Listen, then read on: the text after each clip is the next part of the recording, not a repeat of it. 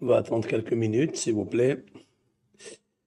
קודם כל, בוקר אור, בוקר טוב, שבוע טוב, יום של ישועה, יום של הצלחה, יום של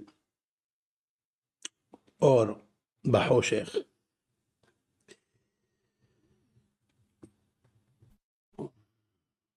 On va essayer de dire quelques mots avant ce Shabbat très important, si Dieu veut. Ce Shabbat est un Shabbat exceptionnel. Je voudrais parler justement de ça, de ce Shabbat. Qu'est-ce qu'on pourrait faire pour aider à ramener les captifs? C'est ça que je cherche, moi. Avec l'aide de Hachem.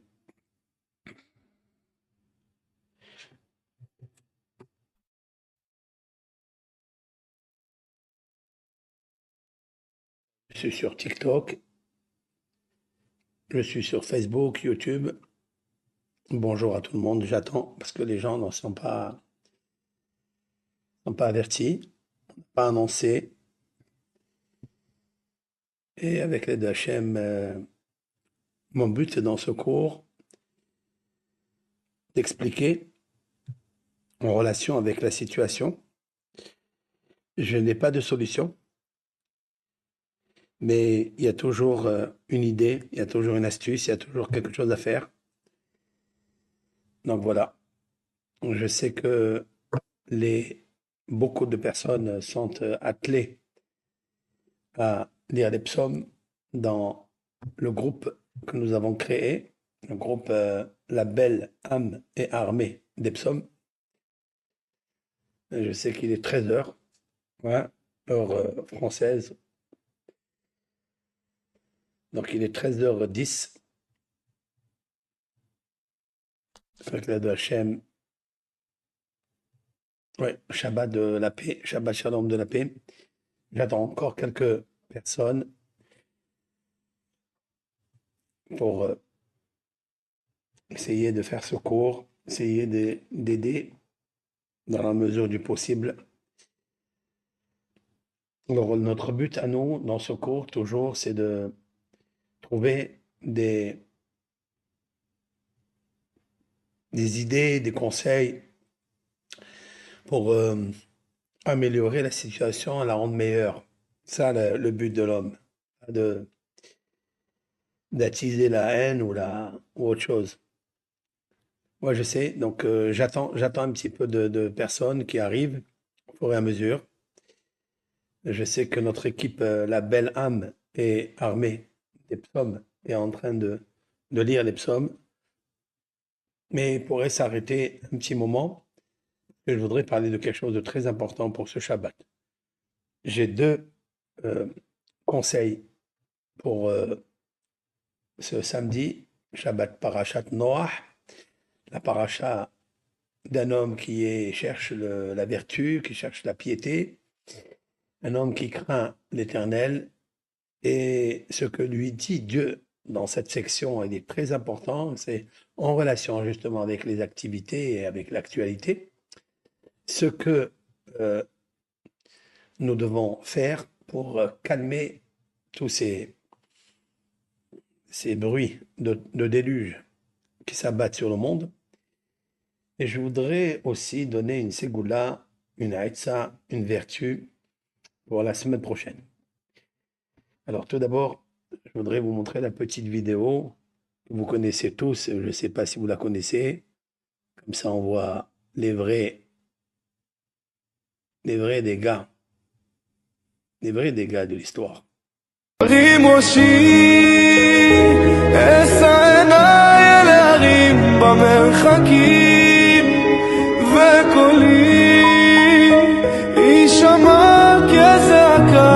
כתפילת אדם לליבי יקרא בעין יבוא הרים ראשי אשא עיניי אל ההרים במרחקים וקולי יישמע כזעקה כתפילת אדם לליבי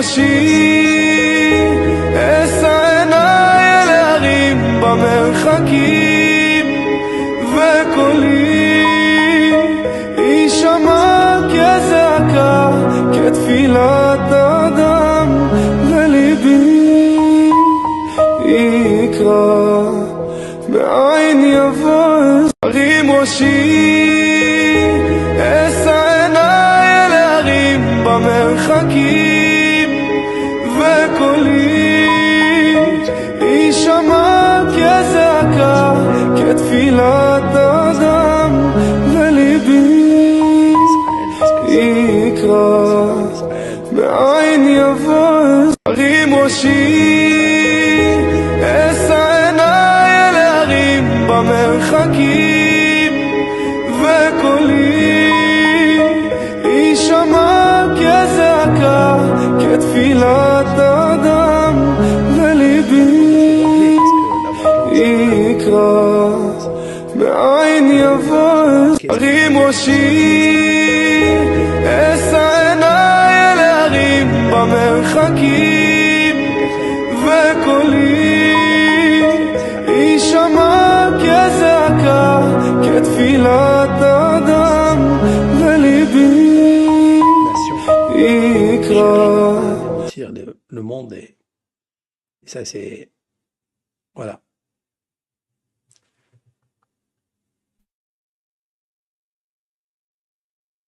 D'accord, vous entendez que la musique de voilà, on a arrêté. Maintenant vous m'entendez? Très bien, il fallait entendre cette musique, c'était un psaume que je ne sais pas quel chanteur, il chante pour ces âmes. Oui, ce que je dis, c'est très simple, pardonnez-moi.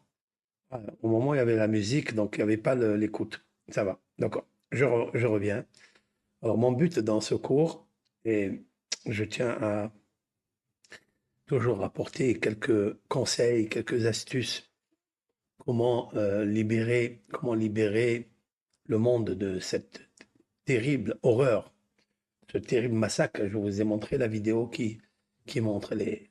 Je ne sais pas combien de morts il y a tout le visage. On ne peut plus les voir, c'est fini. Ils ont quitté ce monde par la haine. Ces gens n'ont rien fait. C'est des innocents. Ils n'ont rien fait.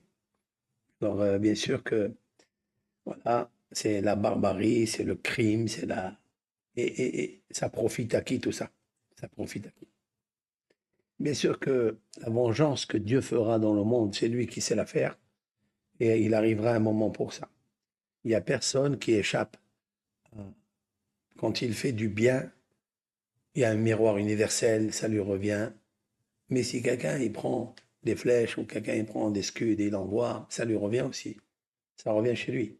Parce qu'en fait, tout est téléguidé par le mal. Le mal, c'est les ténèbres, le mal, c'est la haine. Et donc, quand on voit cette petite vidéo là, petite vidéo avec 2000 personnes mortes, mais maintenant je ne sais pas combien de morts en tout.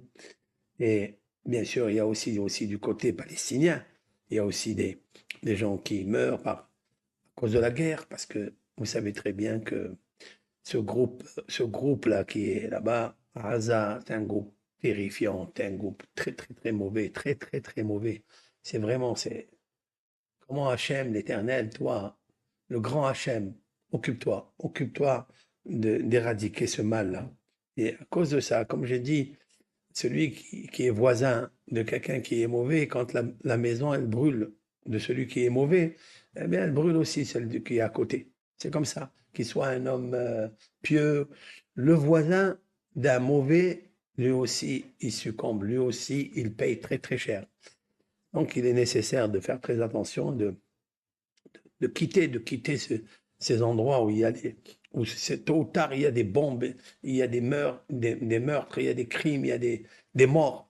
Voilà ce qui se passe. Mais maintenant, avec l'aide de Hachem, mon but à moi, c'est pas de rentrer dans la politique. Vous connaissez mieux que moi dans toutes les vidéos qui circulent et dans les réseaux. Il y a beaucoup, beaucoup, beaucoup de mensonges. Il y a beaucoup de choses qui... Chacun, il raconte ce qu'il raconte pour attiser, embraser. Et moi, c'est pas mon but à moi. Mon but, avec l'aide de Hachem, ce que m'a appris Abraham, Avinu, Yitzhak, Yaakov, Moshe, c'est toujours d'ivrei shalom, les morts. Quand on veut rentrer à un endroit, on parle d'abord pacifiquement, on parle de la paix, et après. Maintenant, s'il y a des gens qui sont, peut-être c'est même pas des gens, c'est des gens qui ont le mal en eux, la haine en eux, parce qu'on voit que c'est de la haine tout ça. La haine, qu'est-ce qu'ils ont fait, ces gens qui étaient tranquilles dans leur Shabbat, dans leur maison, en famille? Qu'est-ce que... Vraiment, vraiment, c'est absurde, c'est vraiment... Mais voilà, ce monde, il est fait avec ses atrocités, il est fait... L'histoire antique, l'histoire antécédente, les réincarnations, il y a un retour, il y a un renouveau pour améliorer le monde, mais c'est sûr que c'est amer de voir tout ça. Alors moi, pour mon site, qui je parle à ma communauté, maintenant ceux qui profitent, ils profitent, ou ceux qui ne profitent pas, ben, je ne sais pas. Bien, je veux parler avec ma communauté en direct parce que je vais leur demander quelque chose pour ce Shabbat qui est Parashat Noach, la paracha qu'on va lire, c'est-à-dire la section, la péricope que nous allons lire attentivement dans nos synagogues, que ce soit les hommes, que ce soit les femmes, comme nous avons l'habitude de faire tous les ans et depuis des décennies, hein, Ezra Sofer, etc. Donc, on reprend cette section du déluge de feu, et qui aussi, il est comparé au déluge de feu qu'il y a aujourd'hui, et qui brûle, et qui tue, et qui fait beaucoup de mal. Mais quelles sont les astuces, quels sont les conseils que nous, le peuple d'Israël, nous devons faire pour améliorer la situation? Bien, c'est le Tehillim, c'est la lecture des psaumes. La meilleure façon d'être armé contre le mal, c'est les Tehillim, c'est les psaumes. Donc, je voulais dire que ce Shabbat, il est un Shabbat très, très puissant, et je voudrais donc lancer cet appel, d'accord, pour le Shabbat, ce Shabbat, et tous les Shabbatot de l'année. Vous savez, je vais vous dire quelque chose concernant le Tehillim. Il faut savoir que Akadosh Baruch Hu, il a créé son Shabbat, oui. Il s'est reposé le Shabbat. Je vais vous le lire de suite, ce que je veux. Voilà. Vous savez, dans Shabbat Bereshit, la première section, et ce que nous allons lire dans le Kiddush, dans la consécration du vin, nous lisons c'est-à-dire que le peuple d'Israël, dans ses maisons, après la prière du soir, nous rentrons, nous prenons un verre de vin, la table est dressée, et nous prêtons une alliance d'un témoignage de la création, comme Moshe Rabbeinu, il nous a écrit dans la Torah. C'est marqué dans la Torah que l'Éternel, dans la Genèse, tout le monde peut le lire, elle est traduite en je ne sais pas combien de langues, elle est traduite, cette Torah, et chacun peut voir que l'Éternel, il a créé le monde, cette merveille extraordinaire, ces luminaires, les arbres, les fruits, les légumes, les animaux, on profite de tout en fait, et à la fin, dans le chapitre 2, verset 1, il dit et les cieux et la terre et leur armée, c'est-à-dire le cosmos et toutes les planètes, etc., et ce qui est dans le ciel et ce qui est dans la terre, furent terminés. C'est ça, furent terminés.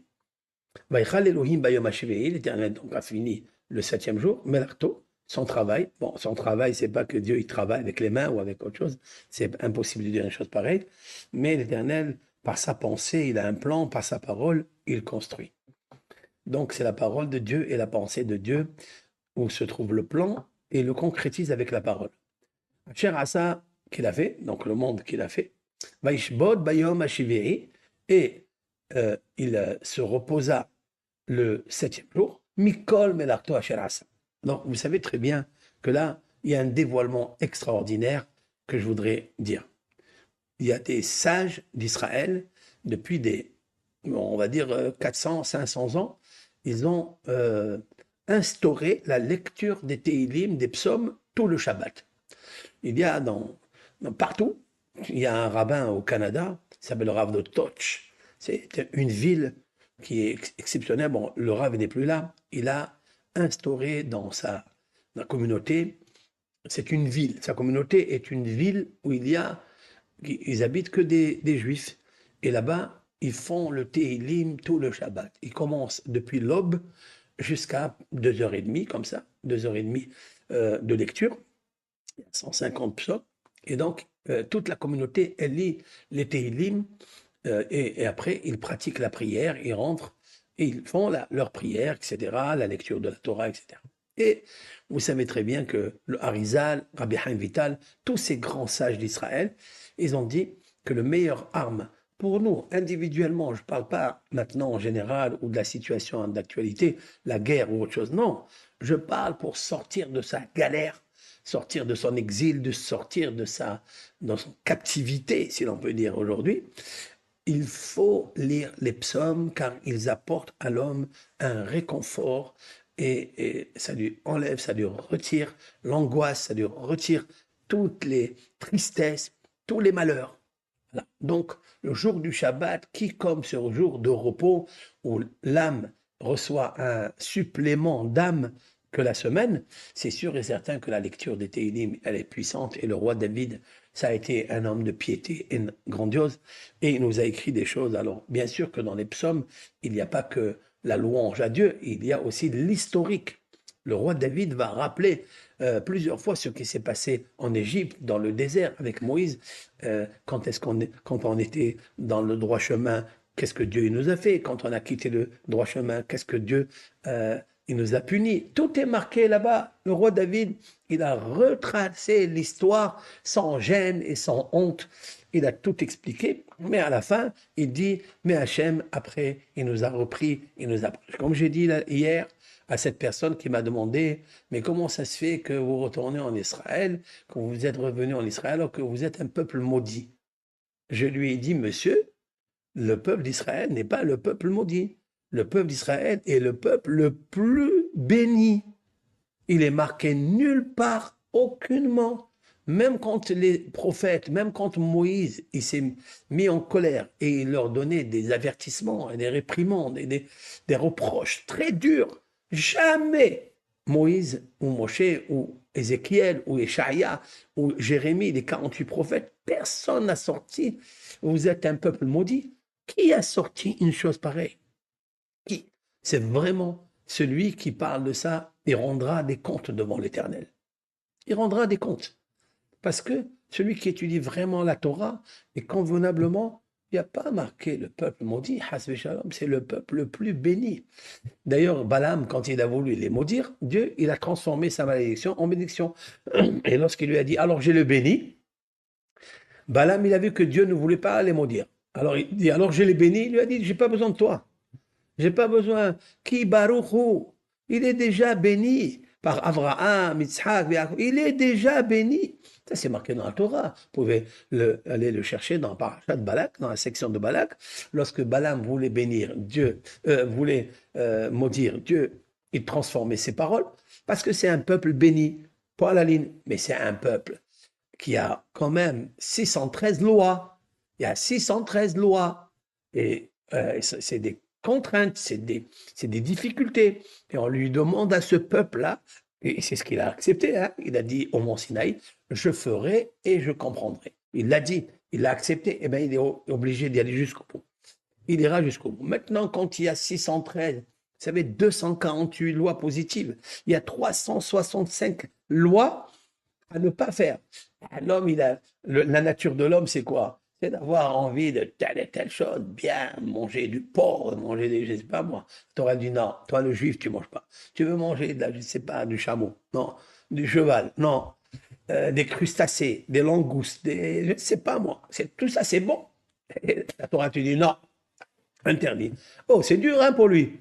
La Torah dit non, tu n'as pas le droit de prendre une jeune fille et commercer avec elle et avoir. Tu n'as pas le droit, il faut que tu te maries. Il faut que tu aies une seule femme. Il ne faut pas que tu t'amuses ici et là, etc. Mais c'est difficile pour l'homme. L'homme, quand il voit avec tous ces réseaux, quand il voit avec tout cet acharnement de prostitution qu'il y a dans les réseaux, etc., l'homme, s'il va là-bas, bien sûr qu'il va tomber dans le piège. Mais on lui dit, attention, ne fais pas. Si tu fais, c'est interdit. Et tous les autres, ils font. Tous les autres peuples, ils font.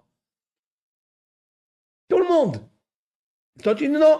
Et si tu le fais, lui, il n'aura rien, et toi, tu auras darba, tu auras le falaka, tu recevras. C'est difficile pour lui.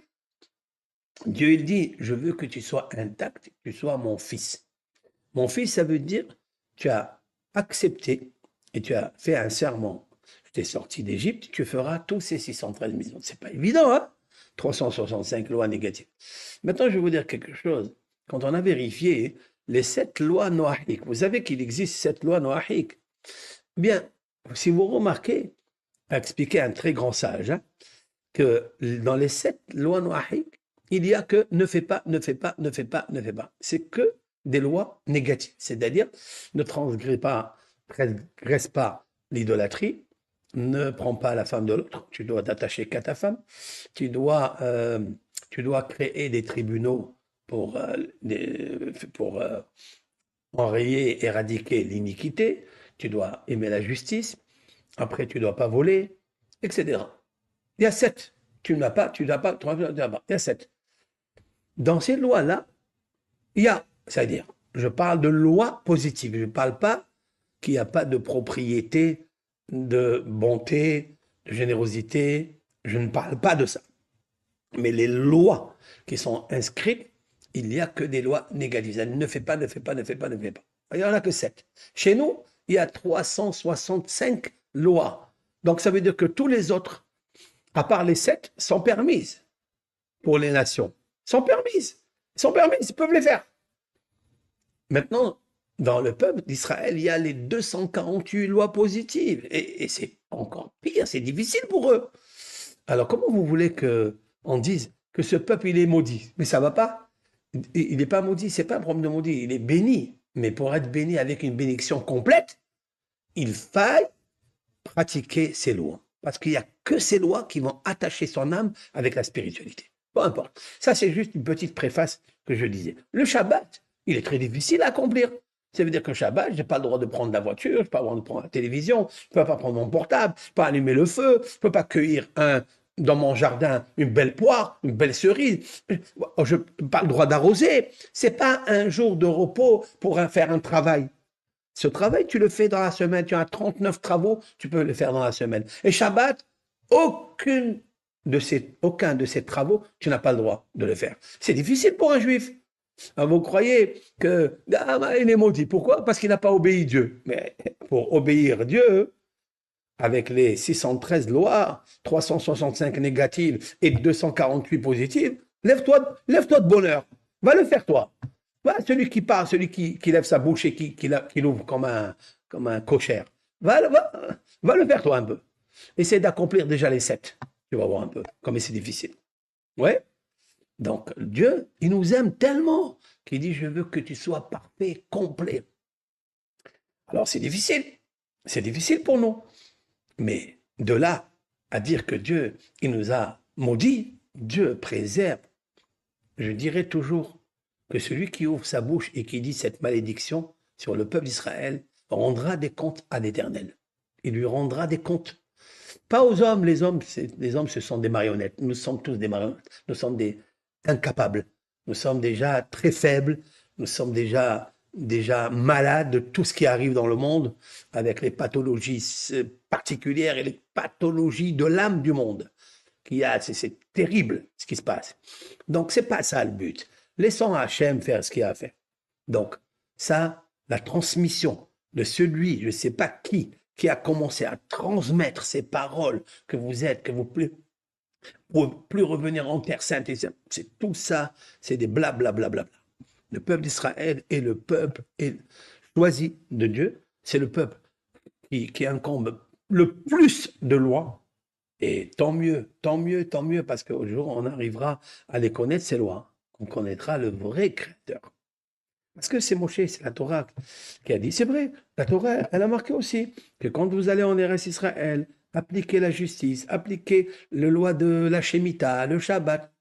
Car si vous ne le faites pas, vous allez sortir en exil. Mais vous allez revenir. Quand vous le faites, vous revenez. Voilà. Pas mal dit, vous êtes maudit.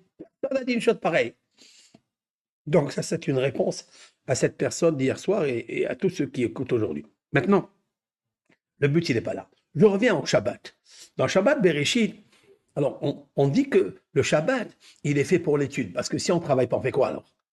Ben, on doit étudier. Il y a qui étudie le Talmud, il y a qui étudie la paracha avec des commentaires. J'ajouterai, à part cette étude, il faille que tout le peuple d'Israël, hommes et femmes, prennent ce Shabbat de Noach, parachat Noach, parce que je vais vous dire pourquoi je dis ça. Après, pour la paracha de Lech Lecha, celle qui vient après, lorsque Abraham Avinu va combattre les 4 rois qui ont pris en capture, en captivité, Lot, le neveu.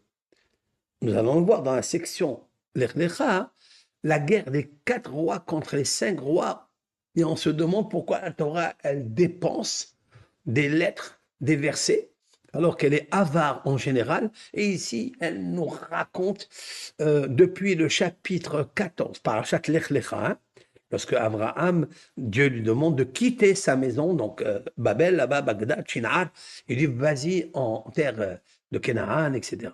Terre sainte aujourd'hui. Et donc, d'abord, dans cette section de chapitre 14 jusqu'au verset 1, chapitre 14, retenez bien ce que je vous dis. Vous prenez le chapitre 14, le verset 1 jusqu'au verset 16. Je vais vous la faire, cette section, elle est là. Hein, voilà le livre. Je vais vous la lire afin que vous puissiez commencer à la lire, si Dieu veut, Shabbat après-midi. C'est-à-dire, Shabbat après-midi, après la prière de Minha, vous commencez à lire cette section, les 16 versets qui parlent de la guerre, mais qui parlent aussi de l'espoir, puisque Abraham va aller faire la guerre pour sauver Lot, son neveu, qui était en captivité. Je voudrais faire référence à ces captifs, captives, qui sont à Gaza. Comment on peut les ramener grâce à cette lecture-là? Car nous avons une loi fondamentale dans le judaïsme, c'est un principe énorme dans le judaïsme, Maaseh Avot Siman Labanim, c'est-à-dire que ce que nous voyons dans la Torah, c'est toujours un présage, c'est toujours un avertissement ou bien un conseil pour les enfants et les petits-enfants. Donc ce que Abraham a fait dans Parashat Lech Lecha, nous l'avons fait aussi depuis des millénaires. Nous avons quitté nos pays, nous sommes allés là-bas, après on nous a expulsés, et après on est revenu, on nous a réexpulsés, et on est revenu. On est attaché à ce petit pays de rien du tout. Je sais pas, il fait combien de parsaot, combien de kilomètres il fait pas beaucoup. Mais nous sommes attachés à là-bas parce que Akadosh Baruch Hu, il a donné. D'ailleurs, regardez Moïse. Moshe Rabbeinu, donc je prends Moshe Rabbeinu. Je prends. Il fait une faute. Moshe Rabbeinu, il fait une faute dans le désert. Dieu lui dit, le peuple a soif, il se révolte, on a besoin d'eau, les animaux et les bébés vont mourir. Alors donne-nous de l'eau. Pourquoi tu nous as fait sortir d'Égypte? Vous savez, c'est toujours cette rébellion qui revient. C'est ce peuple qui a la nuque raide. C'est comme ça. C'est un peuple qui a la nuque raide. Mais c'est avec ce peuple que Dieu il fait des miracles. C'est lui qui fait sortir d'Égypte. C'est lui à qui il fait descendre la manne. C'est lui qui fait monter l'eau d'en bas. Il y a des veines d'eau, il y a des slaim, c'est-à-dire des rochers qui accompagnaient plein d'eau. Et Dieu, il lui dit, parle à ce rocher et il va te donner de l'eau. Bon. Et Moshe, il parle pas et il frappe. Mais il avait beaucoup d'arguments pourquoi il ne voulait pas frapper, pourquoi il ne voulait pas parler, pourquoi il voulait frapper. C'est une histoire avec des commentaires à ne pas en finir. Bon. Cette histoire, elle a versé de l'encre des commentateurs du Moyen-Âge et de ceux du Talmud, etc. Bon, mais ils n'ont pas réussi exactement à savoir quelle est la vraie raison pourquoi Moshe ne parle pas, il frappe, alors qu'il écoute l'Éternel tout le temps. Tout le temps, il est obéi à la lettre de l'Éternel. Il parle avec lui face à face comme un homme parle à son camarade. D'accord? Comme ça, c'est marqué dans la Torah. Maintenant, c'est plus que ça. Pourquoi Moshe Rabbeinu, quand Dieu lui dit, tu ne rentreras pas en Eretz Israël, il se met à pleurer. Il se met à pleurer. Moshe Rabbeinu, il pleure, et il prie 515 prières pour supplier Dieu avec des larmes, avec un cœur brisé, avec un cœur. Il lui dit, Hachem, non, je veux. Et 515, et Dieu lui donne pas. Mais Moshe Rabbeinu, si tu étais dans notre époque, on t'aurait dit, mais va chercher quelque chose d'autre. Tu es un homme extraordinaire. Ouais. Au lieu de dépenser ton temps pendant les 40 années pour faire entrer ce peuple dans la terre de Canaan, que Dieu a promis à Jacob, ouais, eh bien, reste là-bas, va chercher l'Amérique, va chercher la Russie ou l'Inde, où il y a des milliards de kilomètres. Va chercher un autre endroit. Non, là-bas, parce que là-bas, c'est la pupille de Dieu. Voilà. Nous l'avons révélé dans la Torah, c'est tout écrit, etc. Donc Moshe, il est quoi? Il est hébreu, il est fils de Amram, le fils de Lévi, le fils de Jacob, de Léa. C'est Moshe. Et c'est lui le prophète, le vrai, le serviteur de Dieu. Et il a dévoilé des choses magnifiques. Si quelqu'un, il a demandé à un musulman, j'ai vu ce journaliste, il demande à un musulman, un Français, il lui demande qui est le premier prophète de l'histoire. C'est-à-dire le premier prophète de l'histoire. Alors, hein, je crois qu'elle a répondu, c'est Abraham. Ça, c'est la chrétienne, elle a répondu comme ça. Et le musulman, il a répondu, non, c'est Adam. Adam, c'est le premier prophète. Tiens, très bien, c'est magnifique. Ma question, elle est, d'où tu sais que c'est Adam? D'où tu sais qu'il existe? D'où tu sais qu'Abraham, il a existé? D'où tu sais? Qui te l'a raconté? Allez, c'est Bereshit. C'est Abraham, Bereshit, l'histoire de la Torah. Qui a écrit cette histoire? Qui? Moshe Rabbeinu. Moshe, il a écrit de son vivant, il a écrit toute la Torah devant 600 000 personnes.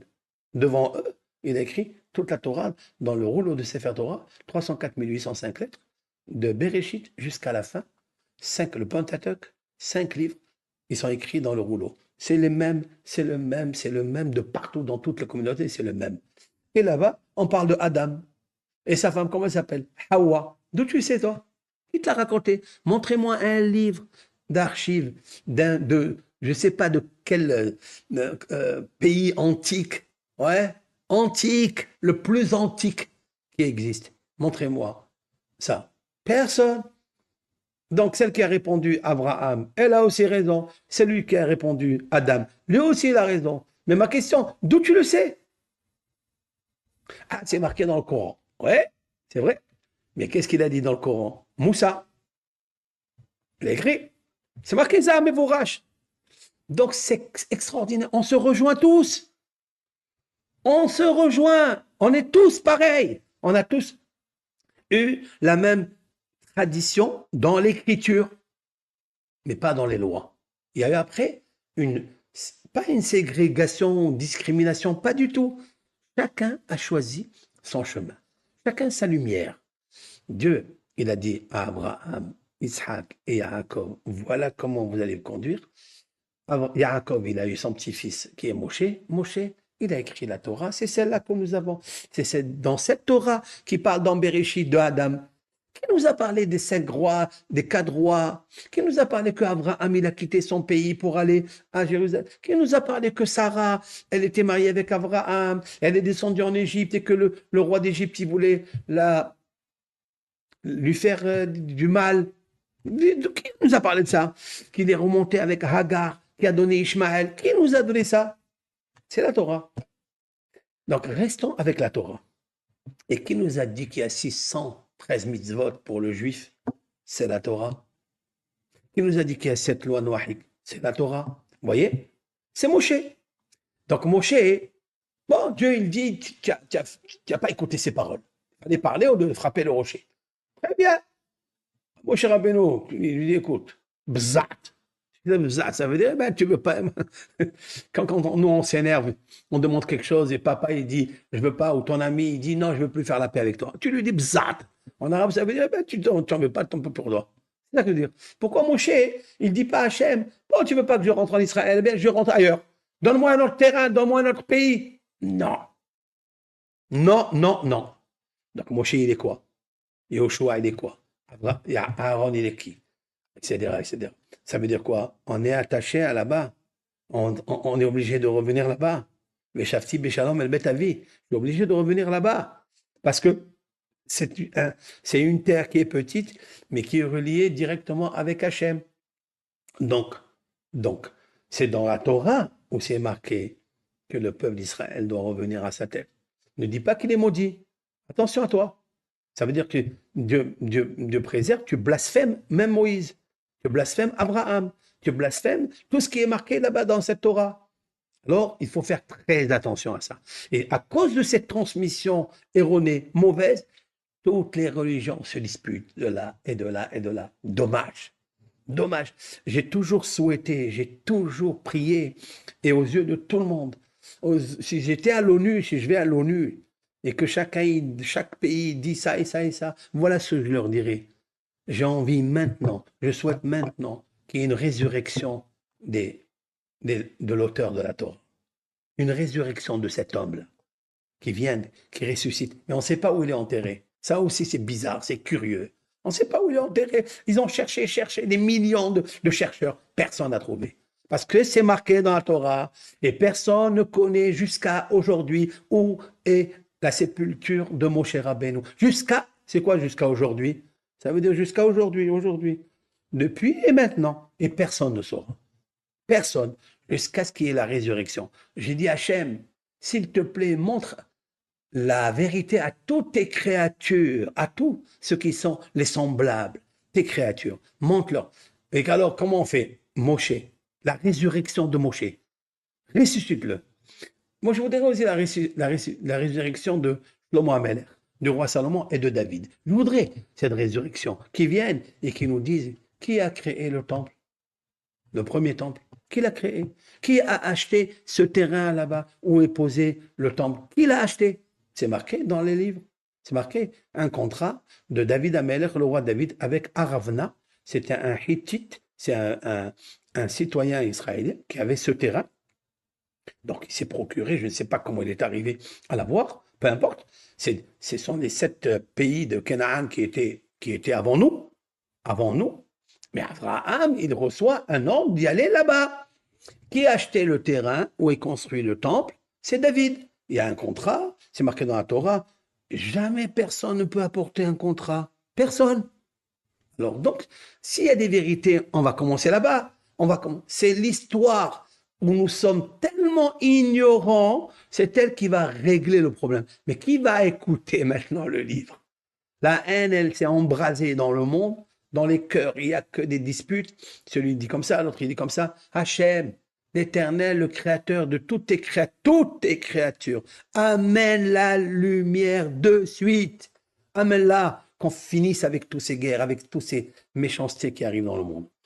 Bon, ça c'est un petit peu pour revenir à l'histoire. Maintenant, je réitère mon passage. Ce Shabbat, la lecture de Tehillim. Pourquoi je dis Shabbat? Et je voudrais authentifier, voilà, écoutez ce que je veux dire là maintenant. Je voudrais authentifier un témoignage de la Torah par un remez, c'est-à-dire une allusion, comme je fais d'habitude, que en fait, le jour du Shabbat, il faut lire les Tehillim. Il faut lire les Tehillim. D'où je sais, c'est marqué Vaïchal Elohim dans le Kiddush. Vous allez, ce soir, quand vous allez faire le Kiddush, vous, le Ham Israël, Benot Israël, tous les mamans et les papas dans vos maisons, dans nos maisons, vous allez prendre ce doigt-là, celui-ci, et vous allez pointer les lettres que je vous donne. Alors, Dieu, il a créé le ciel et la terre et tous les armées, le cosmos. Dieu, il a fini de créer le 7e jour tout son travail. Asher Asa, qu'il a fait. Regardez, Asher Asa. C'est Moïse qui a écrit ça. Ouais. Asher Asa. Vous avez vu à la fin, je vais vous marquer les mots, comme ça, vous voyez explicitement ce dont je veux parler. Asher Asa. Asher Assa, qu'il a fait. Donc, pointer du doigt. Asher Assa. Assa, ça veut dire celui qui a fabriqué, qu'il a fait.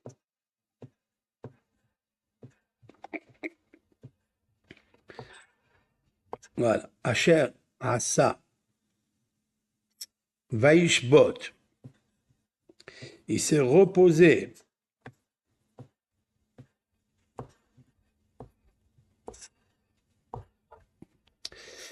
Mikol, pardon. Vaishbot, Bayom. Bayom, c'est il se reposait. Bayom, le jour. Hashevi'i. Septième.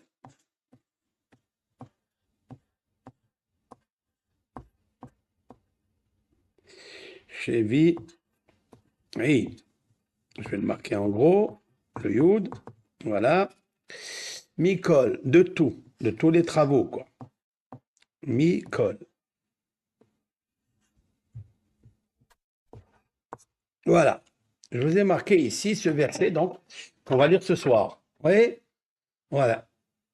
Asher, Asa, Vaishbot, Bayom, Hashevi'i, Mikol. J'espère que vous me regardez aussi sur TikTok. Oui, vous me regardez. Je sais que vous êtes là. Vous êtes presque 872 personnes. Très bien. Regardez. Là, je ne sais pas si vous le voyez comme moi, mais qu'est-ce qu'il y a ici? La fin. Regardez la fin des mots. Vous avez vu? Tav, He, Yud, Lamed, Mem. Tehilim. Tehilim. Ça, c'est extraordinaire, ça. Ça, c'est Tehilim. C'est un mot composé. Tehilim, ça veut dire les louanges.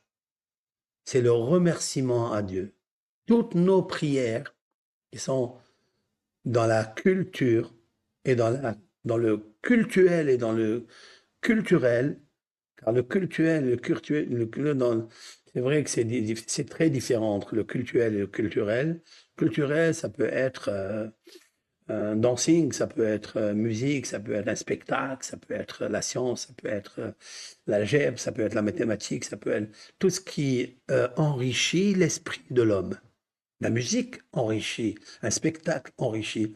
Le cultuel, c'est ce qui est la sainteté. Si vous me demandez la différence entre le cultuel et le culturel, c'est que le cultuel, c'est la sainteté et le culturel, c'est le sacré. C'est le sacré.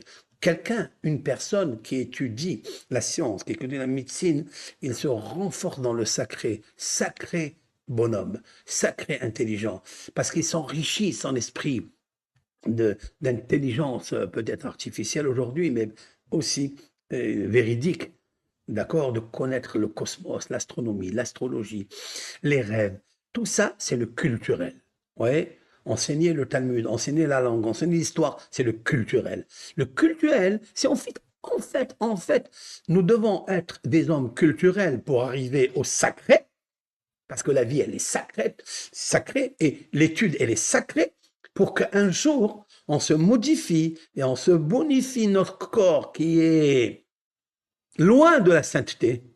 Ouais, car la sainteté, c'est quelque chose qui est une séparation entre ce monde, ce vestibule, ce monde factice qui vaut rien, qui est passager. Tout le monde quittera ce monde. Toute notre génération, un jour viendra, il quittera ce monde. Ceux-là, ils l'ont quitté le 7 octobre par un massacre. Mais ils l'ont quitté. Malheureusement, pourquoi? Ça, personne ne pourra répondre. Mais c'est sûr et certain que nous sommes observateurs d'une chose comme ça, qui est gravissime. Attendez, qui est la cause de tout ça? La haine. On verra de suite. La haine. Vous savez ce que c'est la haine? Ben, ça n'existe pas le cultuel avec la haine. Ça n'existe pas. Le cultuel, c'est la sainteté. Et la haine, c'est complètement le contraire de la culturelle. Culturelle, c'est étudier par exemple la pédagogie, les émotions, le sensation, le sensuel. Mais tout ça pour arriver à modifier ton caractère, avoir une vertu de partage, d'amour. C'est ça le culturel. Tu ne peux pas être culturel, sainteté, si le culturel, il est mauvais. C'est-à-dire que tu ne sais pas apprendre, tu ne sais pas étudier. Si le culturel, il t'amène à un culturel de haine, ça vaut rien. Ça vaut rien. C'est pas que ça vaut rien. C'est un destructeur. C'est pas bon, ça. Donc, que ça soit un juif, que ça soit un musulman, un chrétien, tout doit toujours converger vers la sainteté. Mais comment on arrive à la sainteté? Comment on peut dire Dieu, tu es grand, Dieu, je t'aime, si tu ne travailles pas l'amour à l'intérieur de toi, dans le culturel, d'accord? Il y a les peuples, chacun sa culture. Chacun. Nous, on a la culture qui s'appelle 613 mitzvot. 613 mitzvot, ce sont des lois, c'est pas culturel. C'est pas culturel, c'est culturel. C'est-à-dire que tu dois apprendre comment mettre les téphilines. Qu'est-ce qu'il y a dans les téphilines? Tu dois savoir qu'est-ce qu'il y a dans une mezouza. Tu dois savoir quelle est la force des psaumes. Le Talmud a du culturel, a enrichi l'esprit des docteurs de la Mishnah, des rabbins qui ont traduit la Mishnah, donc c'est la Torah orale, ils l'ont traduite par du culturel. Par où ils sont arrivés? Par les Téhilim, par les psaumes, par les prophéties, par les textes qui disent ceci, par Ésaïe, le Mashiach. Tout ça, c'est pas culturel, c'est culturel. C'est très important, ça. Il faut, vous rentrez dans une bibliothèque juive, vous rentrez dans chaque salle d'études juive, vous n'allez pas voir des livres de prière. C'est pas des livres de prière qu'on va voir. Ça, c'est la synagogue. Il n'y a que les livres de prière. Mais la salle d'études de la culture, ce sont des encyclopédies enrichissantes l'esprit pour modifier le démon qu'il y a en nous. Parce que tu ne peux pas être un démon et être culturel, c'est pas possible. C'est pas possible, ça ne marche pas ensemble. Incognito, ça, c'est impossible. Ça ne marche pas. Donc, ce qui marche, c'est l'amour. C'est de développer dans le bon chemin, dans la belle lumière de l'âme, tout le culturel que nous avons besoin. Et ça, c'est très important. Les Tehillim, c'est ça. Hachem, il dit, tu as un jour de repos. Qu'est-ce que ce jour de repos? Pour faire quoi? Ben, ce jour de repos, c'est pour étudier la Torah. Le culturel. C'est le culturel, c'est d'étudier. Parce que ce jour de repos, la semaine, tu ne peux pas le faire. Tu ne peux pas le faire dans la semaine. Bon. Après, il y a la prière du matin, la prière de l'après-midi, la prière du soir. Mais avant ces prières, de quoi elle est accompagnée? Tu devras te laver les mains. Tu dois, quand tu t'habilles, tu dois faire une bénédiction habillée. Par quelle main je dois attacher la chaussure? Par quelle main je dois enlever la chaussure? Main gauche, main droite. C'est pas le culturel, ça. C'est du culturel. C'est te dire, non, ça, il faut savoir que la main gauche ou le pied gauche, c'est la faiblesse. Et la main droite, c'est l'amour. C'est la noblesse. Tu dois attacher. Tu dois prendre ta main droite et attacher tes faiblesses. La même chose, quelqu'un qui a envie de se mettre en colère. C'est le côté gauche, c'est son cœur qui est émotif, c'est son cœur qui est colère, etc. Comment tu vas l'attacher? Tu vas l'attacher. Ça, c'est de la science, ça. C'est pas culturel.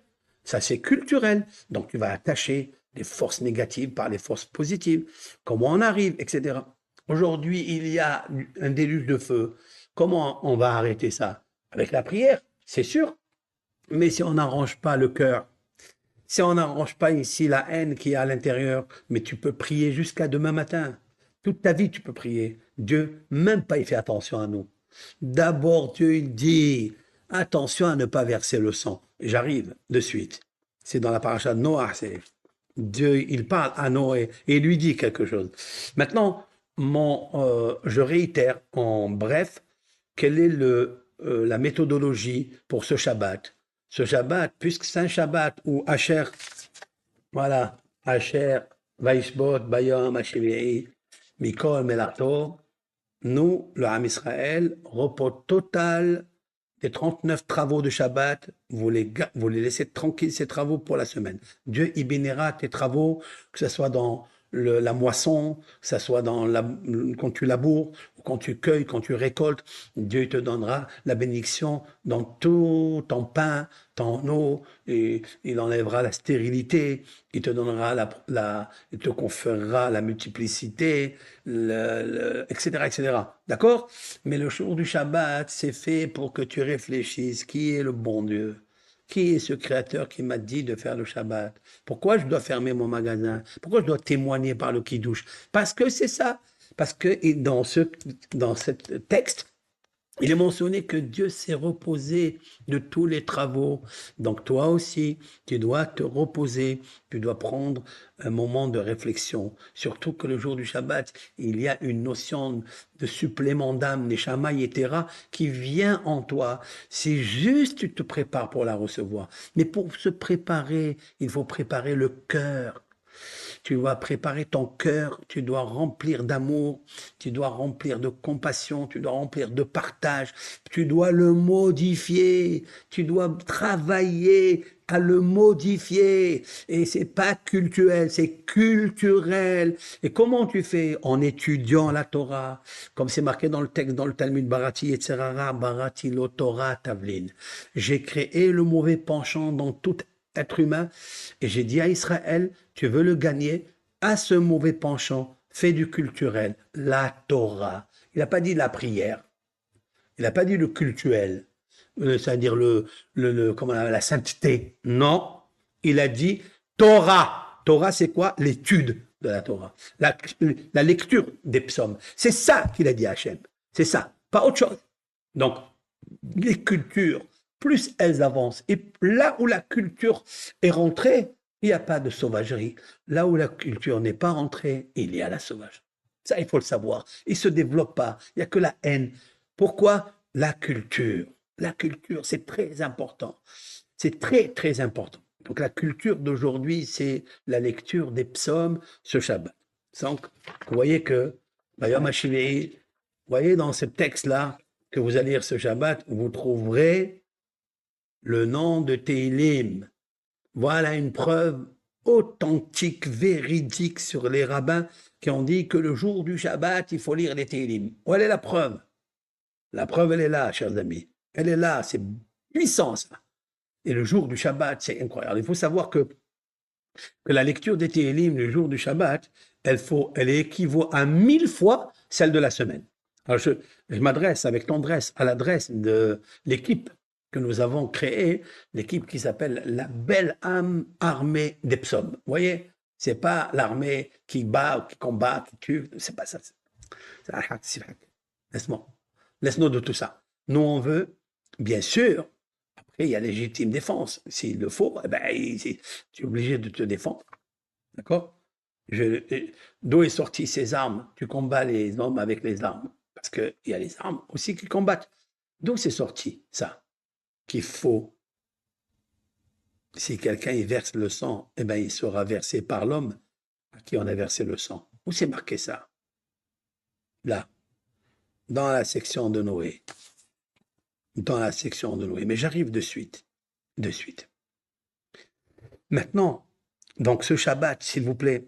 Alors, à la chaîne Belle Armée, âme et armée, Shabbat, vous n'allez pas faire des numéros 1, 2, 3, 4, 5 comme vous le faites. Merci pour vous et merci pour votre famille et que Dieu vous bénisse. À tous ceux et celles dans le monde qui font des chaînes de Tehillim pour amener la paix, pour amener les captifs, etc., pour guérir les malades. Que Hachem vous bénisse grandement. Vous êtes un peuple béni et Hachem, il vous bénit parce que tu cherches la culture de la paix, la culture de la science, la culture de l'amour. Maintenant, dans ce Shabbat-là, vous ne pouvez pas faire chacun un psaume ou 2 ou 10, etc. Donc, il convient, si c'est possible, de lire tout le livre de psaumes. Tout le livre. Ce Shabbat, Parashat Noah, tout le livre. Pourquoi je dis ça? C'est une préparation pour la semaine prochaine. La semaine prochaine, il y a donc, dans la section de Lech Lecha, cette guerre puissante que la Torah elle nous décrit, et j'ai jamais compris pourquoi elle passe autant de temps dans cela. Pourquoi? Pourquoi elle nous passe autant de temps pour nous expliquer ce que je vais vous lire maintenant? Regardez. Donc, Parashat Lech Lecha, ça sera le samedi prochain. Mais à quel moment nous commençons à lire cette paracha? C'est Shabbat après-midi à Minha. L'heure de Minha, c'est-à-dire vers 6h30, 7h moins quart, ça dépend du temps, ça dépend du coucher du soleil, etc. Donc à Mincha, nous allons lire la paracha de Lech Lecha Me'artzecha, quand Dieu il ordonne à Abraham de quitter donc Bagdad où il était et de rentrer en Eretz Israël. Et là-bas, il va recevoir, il va avoir un enfant alors qu'il est stérile, sa femme est stérile, il va avoir une bonne renommée, il va avoir une bénédiction énorme. Et Abraham, il se trouve là-bas et il commence à parler de Dieu. Il leur parle à tous des mécréants, tous. C'est des idolâtres, tous. On ne les connaît pas, nous. Hein. Aujourd'hui, on ne sait pas qui quoi. Ce sont des 7 pays. Ils étaient tous idolâtres. Et Dieu, Abraham, il commence à parler. Il dit non, mais vous êtes en train de faire une grande erreur. Il y a un bon Dieu qui a créé ce monde. Il leur explique. Jusqu'à ce que Nimrod, ce roi idolâtre, parce qu'il pensait que c'est lui, le Dieu, ouais, il a dit si tu te tais pas, je te jette dans la fournaise. Il lui a dit j'ai pas peur de toi. Et bien, il l'a pris, il l'a jeté dans la fournaise. Et en fait, il a jeté une personne et il a vu 3 dans le four. Dans le four, il voyait 3. Il voyait deux transparents comme ça, translucides de feu, et un homme. Mais un homme, c'est Abraham. Et il s'approche, il dit, mais c'est qui ces deux-là? C'est Gabriel et Michaël. C'est l'ange Gabriel et Michaël. Ouais. Michaël et Gabriel sont rentrés dans l'intérieur. Alors, le fourneau était très très chaud. Il faut des glaçons pour le refroidir. Ça, c'est Gabriel. Pardon. Ça, c'est Michaël. Michaël, c'est l'ange qui est en rapport avec l'élément fondamental eau, maïm. Donc, l'eau, c'est les glaçons, il éteignait le feu. Et d'un autre côté, Abraham, il ne va pas avoir froid, alors il le chauffait avec Gabriel. Gabriel, il amenait une chaleur pour chauffer Abraham, et Michaël, il a mis là-bas des tonnes de glace pour refroidir la fournaise. Et donc, Abraham, il s'est trouvé entre Michaël, qui est l'eau, et entre Gabriel, qui est la chaleur. En fait, il avait une clim réversible, eau chaude et froid. Voilà ce qu'il avait, Abraham. Et Nimrod, il voit ça, il dit, mais c'est quoi ce badar? C'est quoi ce miracle? Et puis, il l'a fait sortir de là-bas, et il a commencé à dire, j'ai des midrashim qui parlent que Nimrod, il a commencé à croire en Dieu, etc., etc. Bon, on voit de là qu'Abraham, le père de la foi, en un seul Dieu, un. Un seul Dieu. Shema Israël, Adonai Eloheinu, Adonai Echad. Personne ne peut déroger à ça. C'est un seul Dieu, Hachem. Voilà, c'est Abraham. Sinon, il nous aurait expliqué, Moshe Rabbeinu, qu'il y avait d'autres forces. Et Moshe Rabbeinu, Abraham, il s'est prosterné à des anges, ou il s'est prosterné à des hommes. Non, jamais. Il est resté uniquement avec le bon Dieu. D'accord. Maintenant, ce Nimrod-là, il a créé la tour de Babel. Et il y avait 70 personnes.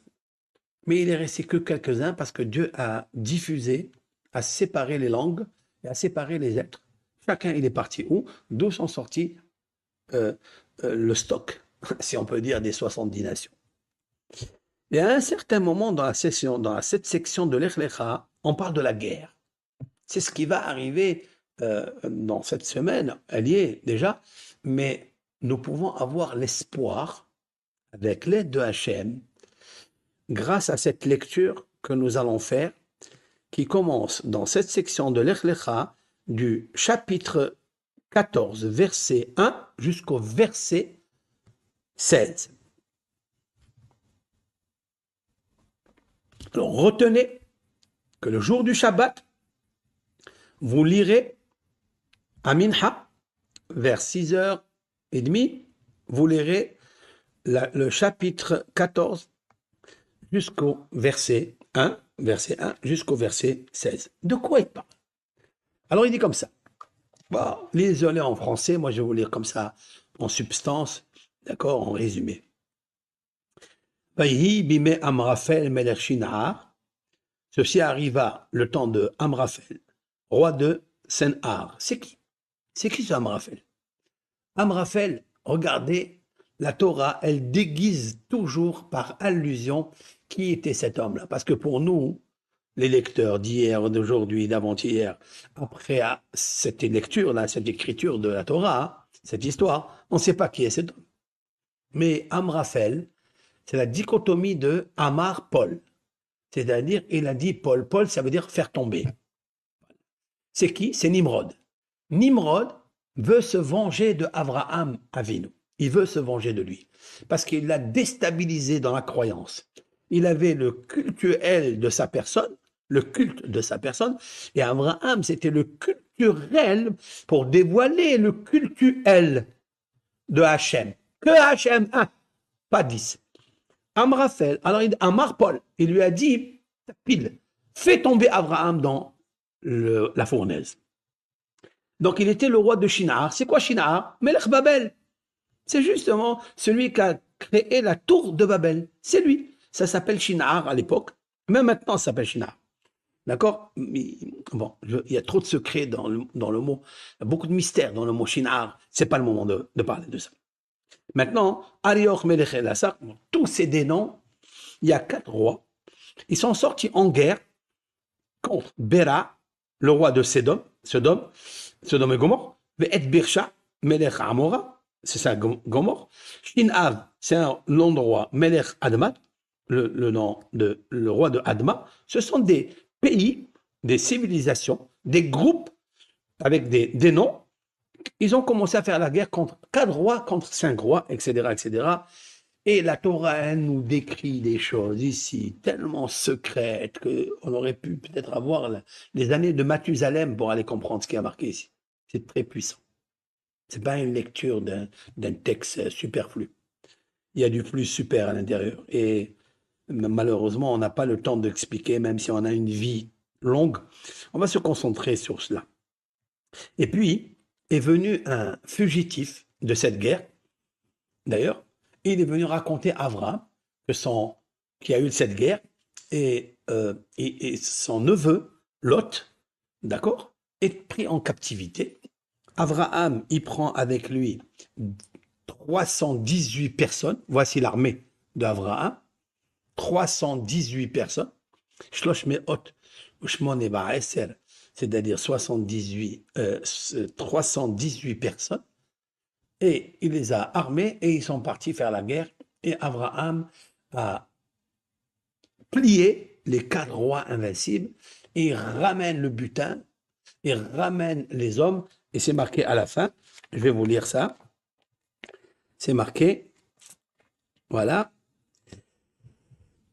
Vaya Shev, il a ramené et kol harechush, tout le butin, vegam et Lot, ahiv, c'est-à-dire son neveu, urchusho et son butin, heshiv, il a ramené, vegam, et aussi, et hanashim, les femmes, et ha'am, et la multitude d'hommes qui étaient en captivité. Ce passage-là, il est écrit dans la Torah, il y a beaucoup d'explications allusives, allégoriques, ésotériques, tout ça, on pourra l'expliquer. Mais ce qui nous concerne à nous, c'est que Abraham, c'est la foi en un seul Dieu. Et toutes ces guerres-là qu'il y a eu entre eux, en fait, ce sont des mécroyants, qui sont les mécroyants comme Amraphel, qui est Nimrod, celui qui a créé la tour de Babel, et il a dit, nous allons monter, lutter contre le Dieu. Comme ça, il a dit. Dans le texte, à nous, c'est ça. Et il a dit, il n'existe pas le Dieu. Nous aussi, on est des dieux. Et ils ont commencé à faire cette guerre-là. Et Abraham, c'est le croyant. C'est celui qui a la foi en un seul Dieu, avec une culture énorme, grandiose. Et lui, il va faire la guerre et il ramène les captifs. Cette lecture de cette guerre, qui commence à partir du chapitre 14 jusqu'au verset 16, il faut la lire.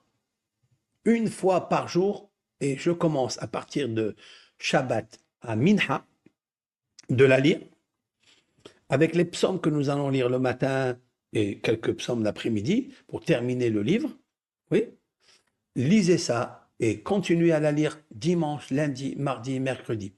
Et de la même façon que nos sages ont dit, Maaseh Avot Sima Labanim, ce qui est écrit dans la Torah concernant nos patriarches, en fait, c'est une révélation et un présage sur les enfants qui vont arriver après. Ça, on l'a vu à maintes reprises, c'est un grand principe fondamental de la Torah. C'est que tout ce que nos sages ont reçu, c'est que Abraham, il a subi ça. Yosef, il a subi la prison. Tout ce qui est arrivé à Yosef en Égypte est arrivé à Tzion, à Jérusalem. Tout, ils ont fait la comparaison de l'un et de l'autre, etc. Et voilà, c'est ça que je voulais dire aujourd'hui. Maintenant, je terminerai avec le verset, pourquoi les armes? Pourquoi ils viennent tous ces armes-là? On n'a pas besoin de voir les armes. C'est marqué dans cette section de Noah. Je reviens. Dans le chapitre 9, donc je prends le chapitre 9 et le verset 6. Ok? Je prends le chapitre 9 dans la section de Noah, cette section de Shabbat, et dans le verset 6, chapitre 9, verset 6. Si vous l'avez avec vous, vous le sortez et vous lisez avec moi.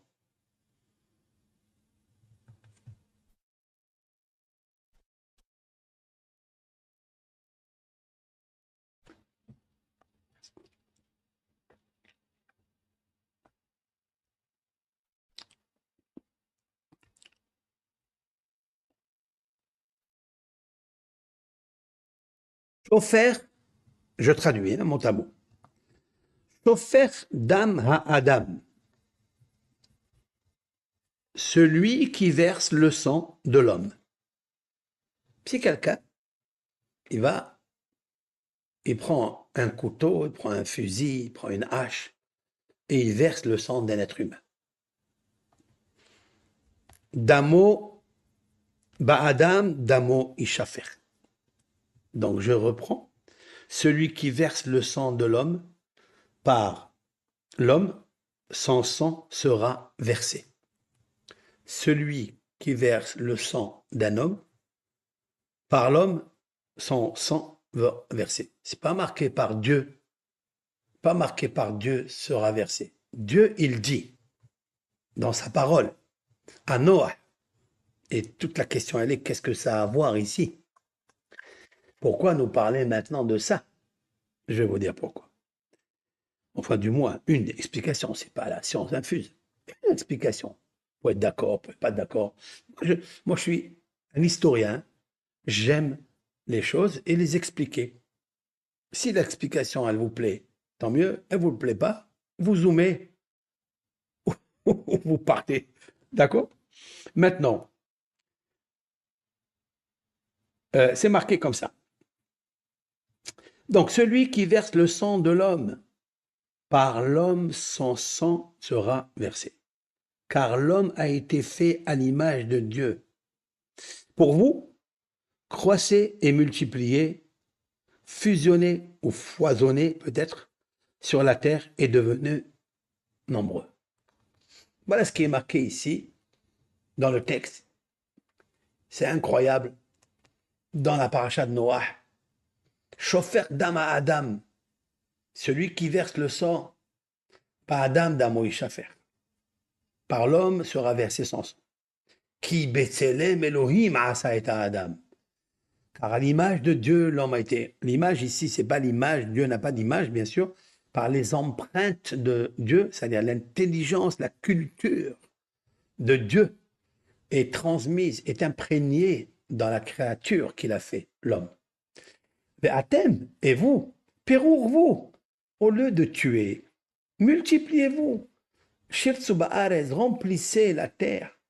Vayomer Elohim el Noach ve'el banav ito lemor. La suite du verset 8 maintenant.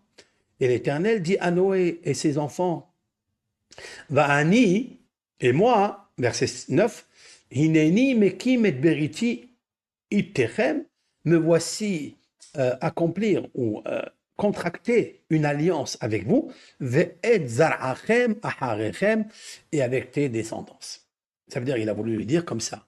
Ça veut dire que dans ces enfants que tu as, après le Maboul, tu devras te multiplier. Mais il va y avoir Shem, Ham, Yafet. Il a 3 enfants et il a 3 gendres. pardon, il a 3 belles-filles, et par ça, il va commencer à se multiplier, à se multiplier. Et vont sortir 3 religions. Ce sont Shem, Ham et Yafet. Shem, Ham et Yafet. Alors, il y a Shem. Shem, c'est Malkisedek. Shem, c'est celui qui a enseigné la Torah à Abraham, la Torah de Dieu. Shem était un très grand sadique. C'est le fameux Malkisedek qu'après la guerre de Abraham, celle que je viens de citer, chapitre 14, du verset 1 jusqu'au verset 16, à la suite, c'est marqué que le roi de Sédom est sorti avec le prêtre de Jérusalem, qui est Malkisedek. Qui est Malkisedek? C'est le roi de Chalem. C'est quoi le roi de Chalem? Meler Chalem. C'est qui Chalem? Voilà la preuve que dans la Torah, on commence à parler de Jérusalem. C'est là. C'est la rencontre du prêtre de Jérusalem de l'époque avec Abraham. Et donc, il est sorti et il lui a dit, tu es un homme béni de Dieu. Et le bénit, et il lui dit juste, rends-moi les captifs et prends l'argent. Abraham lui dit, pas du tout, je prends ni l'un ni l'autre, prends tout pour toi, même pas l'argent, je veux pas. C'est ça le croyant. Le croyant, en fait, il était tellement attaché à la culture que toute sa sacralisation, sa consécration, grâce à l'étude, grâce à la science, grâce à l'enrichissement de l'esprit, qu'il lui dit, moi, le cultuel que tu es, toi, Malkisedek, qui dit tu es le prêtre, eh bien, il doit s'embrasser avec la culture. C'est ce qu'il dit. Et donc, et là, Dieu, il dit à Noah, écoute-moi bien, il faut que tu te multiplies, tes enfants se multiplient pour remplir la tête. Et j'ai accompli avec vous, pour toi et pour tes descendants après toi. Voilà ce qui est marqué ici dans ce texte extraordinaire. Donc, on voit de là que Shofer Dama Adam, celui qui verse le sang d'un homme, par Ba'adam Damoy Shafer, par l'homme, se versera son sang. Et Dieu a dit, c'est l'écriture de Dieu qui dit, pourquoi? Ki B'Tselem Elokim bara et Adam. Tout homme, il est à l'image de Dieu, il est à la culture, à l'esprit, à l'enrichissement de la sagesse, tout ce qui est neuroscientifique, neurosagesse, neurointelligence, etc., etc. Ça, c'est l'homme, comme Dieu. Maintenant, si un homme, il prend cette intelligence, il prend cette culture et il la rend en sainteté, mais une sainteté qui n'est pas vraie, qui n'est pas juste, qui n'est pas amour, d'Amoï Shafer, qui a versé du sang d'un homme. Moi, j'ai créé l'homme à mon image, ton sang il sera versé par le sang. Voilà l'histoire de la guerre. L'histoire des guerres, elle sort là, et c'est la raison pour laquelle, et immédiatement dans la paracha de Lech Lecha, nous parlons de cette guerre, et la guerre d'Abraham, qui est l'homme à 318 soldats. Seulement? Non. Il n'y a pas une armée à 318 soldats. Ça n'existe pas. Alors, de quoi elle nous parle la Torah? Il est parti faire la guerre et il en a tué. Abraham a fait la guerre et il a tué les barbares, il a tué les mécroyants comme Amraphel. Il les a tous anéantis. Il y a qui ont fui. C'est incroyable. Mais qu'est-ce que la Torah, elle vient nous raconter là? 318 soldats, c'est tout? Nos sages disent comme ça. En vérité, il est parti avec une seule personne. Il est parti avec Eliezer. Il avait un serviteur, Eliezer, qui est Kenaani, qui est d'origine de Canaan, qui s'est converti à Abraham, à un seul Dieu. Voilà ce que j'avais dire. Je ne vais pas parler de juifs ou d'hébreux ou d'autres choses. Abraham, il s'appelle Ivri. Mais qu'est-ce que c'est? Ça veut dire le croyant. C'est quoi? C'est que le monde entier était d'un côté et lui, il était d'un autre côté. Le monde entier, ces 4 rois et tous les 5 rois ne croyaient pas en Dieu. En fait, Sédom et Gomorrhe ne croyaient pas en Dieu, puisque pourquoi tu ne crois pas en Dieu? Peut-être qu'ils faisaient leur culte, mais le culte ne vaut rien. Si ils ont délibérément, avec préméditation, arrêté les vivres et faire du hesed, faire le partage avec des hommes de leur communauté. Pourquoi Dieu il a envoyé le feu, le soufre à Sodome et Gomorrhe? Il l'a détruit. Pourquoi? Et pourtant, peut-être qu'il faisait les prières, mais ce n'est pas la prière. La prière, ça relève de la sainteté. Il faut être le sacré avant la sainteté. Et le sacré se trouve dans les actes, le comportement, dans l'amour. C'est ça, en fait, le sacré. Et le sacré vient de la culture. Oui. Maintenant, c'est 318, c'est Eliezer. Valeur numérique, Eliezer, dit le Midrash, il y a 2000 ans. Eliezer, valeur numérique, 318. C'est celui-là. En fait, Eliezer, son nom, il est magnifique. Eliezer. À moi, une aide. Élie, Dieu, il est à moi une aide. Abraham, il a un seul Dieu qui est pour lui une aide. Il peut combattre tous les rois du monde, les mécréants. Si un juif, si n'importe quel être humain, il dit, moi mon Dieu c'est un, je veux être comme lui. Il est compassion, il est amour, il est la paix, je veux être comme lui, Dieu le sauve. Dieu le sortira de ses galères. Croyez-moi, même s'il a, Dieu préserve la plus grande pathologie chronique, le cancer, il le sortira. C'est juste, il a la foi. En un seul Dieu. C'est ça l'armée d'Abraham Avinu. Il a pris Eliezer. Eli, Eloi, Allah. Ezer, en hébreu, c'est celui qui te sert, celui qui te protège. Très important, ça. Et avec ça, on peut combattre tous les rois. Tous les mécréants, on peut les combattre. Mais je voudrais ajouter pour la lecture des Télim. Le mot 318, donc ce nombre, ce chiffre, et Eliezer, fait la valeur numérique de Siyah. Siyah, ça veut dire parole, prière, lecture. La lecture de Télim, Siyah.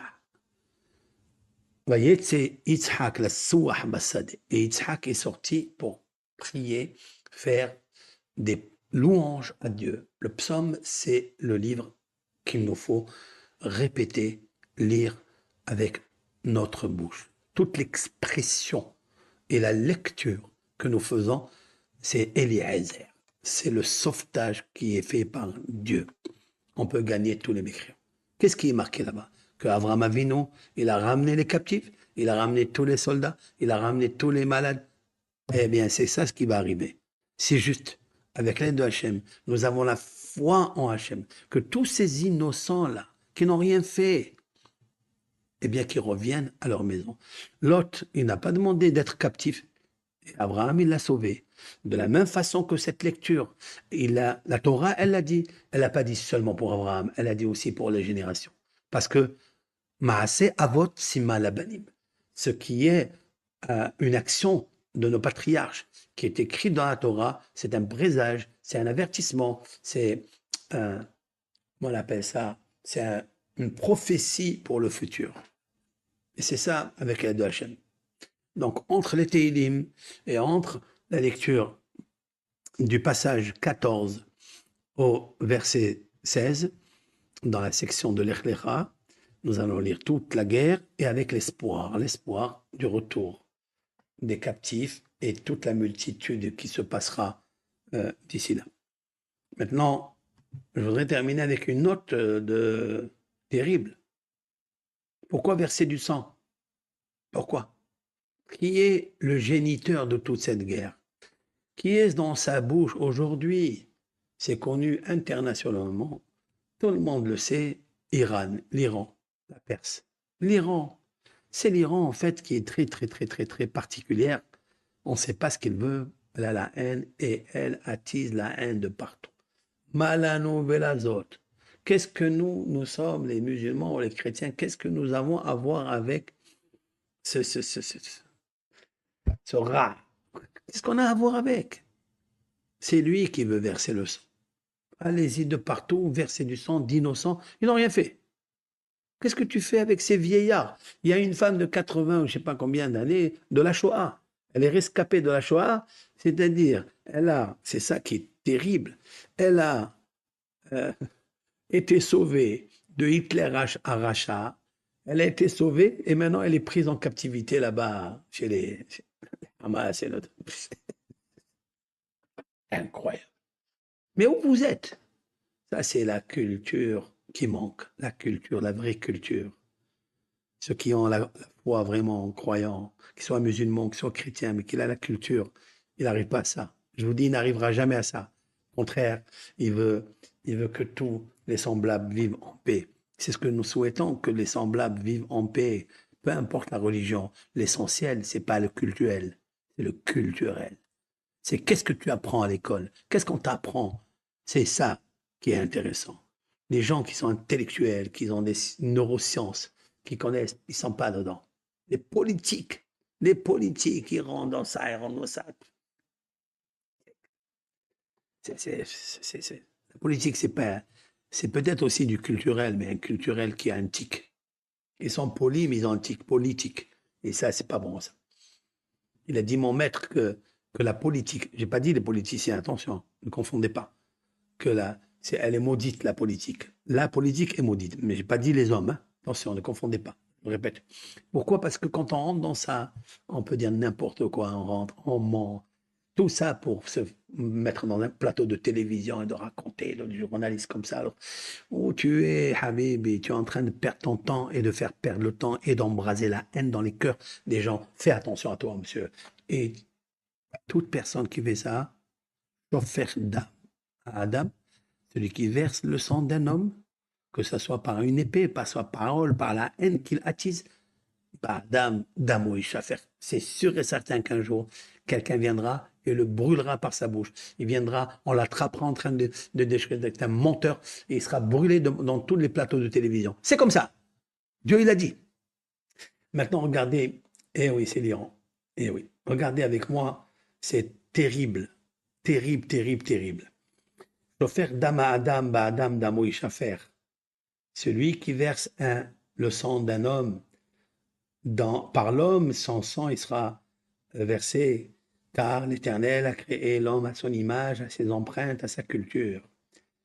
Si je prends la lettre Adam, l'homme, il y a la lettre Aleph. Vous comptez 23 lettres, vous allez trouver le Yud. Vous comptez encore 23 lettres, vous trouverez le Resh. Vous trouvez encore El Noah, Aleph, et encore Hineni, le Nun, le premier Nun de Hineni, Mevi, Meki, Met Beriti, le Nun. Aleph, Yud, Resh, Yud, Nun, Iran. C'est ce pays-là, c'est ce groupe, cette nation-là, Iran. Il dit, Shofer Adam, versez le sang, versez. Même d'un innocent, même un innocent qui a l'empreinte de Dieu, à l'image de Dieu. Alors, qu'est-ce qui va arriver à cet homme-là? Qu'est-ce qui va arriver à tous ces méchants-là? Il va arriver que Adam Damo Ishafer. Il va arriver Adam. Maintenant, écoutez-moi. Dieu, il dit Adam. Et moi, je dis Edom Damo Ishafer. Edom, c'est qui Edom? Edom, c'est justement la galoute où nous sommes. Mais il y a des groupes, beaucoup de groupes de là, l'Amérique, la Russie, la Chine. Mais ils s'appellent tous Edom. Ça sera la guerre finale. Edom Damo Ishafer. Pas Adam, mais Edom. Israël va se retirer de ça.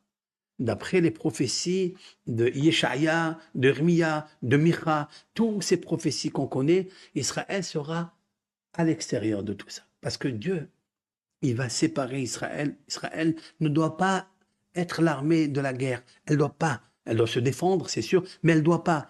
Elle est le Helek de Hachem, elle est le peuple béni de Hachem, il doit faire la guerre avec les paroles, avec la lecture des Télim, avec l'étude de la Torah, avec le culturel. Avec le culturel. Pas autre chose. Tout le reste, c'est pas à toi, ça. C'est pas ton métier, ça. Donc, Shofer Dama Adam, celui qui a versé le sang innocent, Adam Damo Ishafer. Edom Damo Ishafer.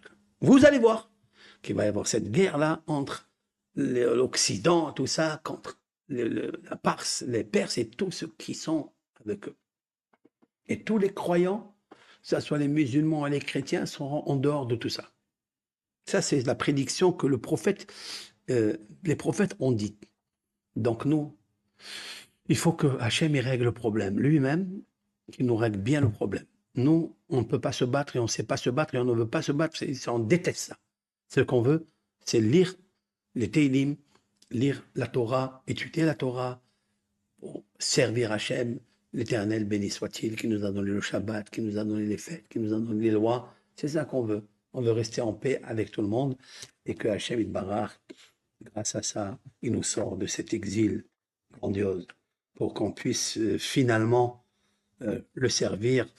Toutes les familles qui ont la vraie croyance en Dieu, la vraie et la culturelle avant le cultuel, très important. Shabbat Shalom à tout le monde. Je ne sais pas si je ferai le cours tout à l'heure, mais pourquoi pas? On peut faire une petite demi-heure, si Dieu veut.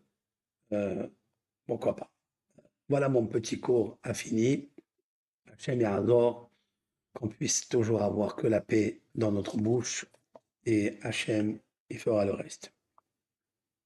Évitez l'épée et gardez, conservez la paix. Amen. Shabbat Shalom. Maintenant, je réitère à tout le monde. Ce Shabbat, Parashat Noach, la lecture de tout le Teilim, et surtout je m'adresse à la petite famille qui s'appelle la belle âme armée des psaumes. Je m'adresse à eux, je les bénis ce Shabbat. Continuez à lire le Teilim. Je m'adresse à tous les chaînes de Teilim qui se font dans le monde et dire que ce Shabbat, c'est particulier, Shabbat Kodesh, de lire le Teilim. Ça, c'est tout le Teilim. Et à Minha, vers 6 heures, lire la section de Lech Lecha, chapitre 14, du premier verset jusqu'au verset 16, qui parle de la guerre que Abraham a combattue et qu'il a ramené les captifs et la multitude des hommes qui étaient là-bas. Kol tov, bracha ve'aslaha, Shabbat Shalom.